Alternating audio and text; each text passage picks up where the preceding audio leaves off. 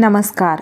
आजच्या व्हिडिओमध्ये आपण जाणून घेणार आहोत की महाशिवरात्रीला महादेवाची पूजा कशी करावी, या दिवशी काय करावे आणि काय नाही.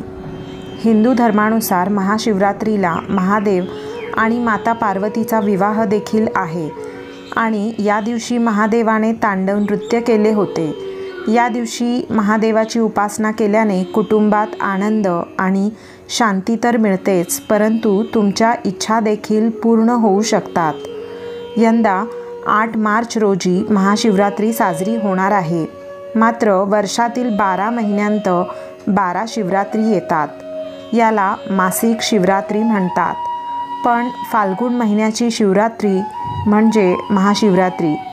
वर्षभरात महादेवाची पूजा करण्याचा हा सर्वात शुभ दिवस आहे.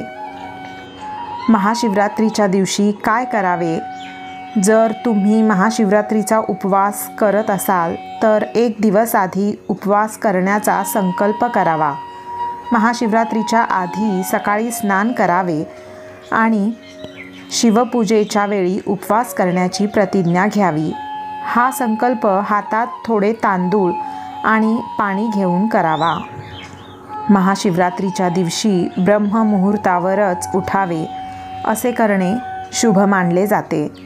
उपवासाच्या दिवशी सकाळी लवकर अंघोळ करून स्वच्छ कपडे घालावे. या दिवशी पांढरे वस्त्र घालणे अत्यंत शुभ असते.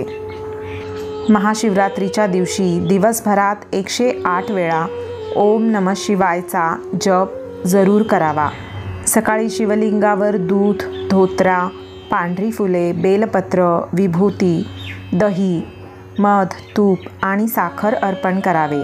महाशिवरात्रीची विशेष पूजा रात्री केली जाते, म्हणून संध्याकाळच्या पूजेला बसण्यापूर्वी पुन्हा एकदा स्नान करावे. दुसऱ्या दिवशी सकाळी अंघोळ करूनच उपवास सोडावा. महाशिवरात्रीला या गोष्टी करू नका.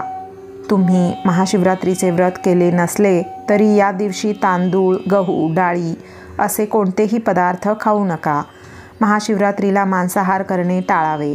तसेच या दिवशी कांदा आणि लसूण खाऊ नका. शिवलिंगावर नारळ अर्पण करू नका. त्याचे सेवनही करू नका. महाशिवरात्रीच्या दिवशी काळे कपडे चुकूनही घालू नका. ओम नमः शिवाय.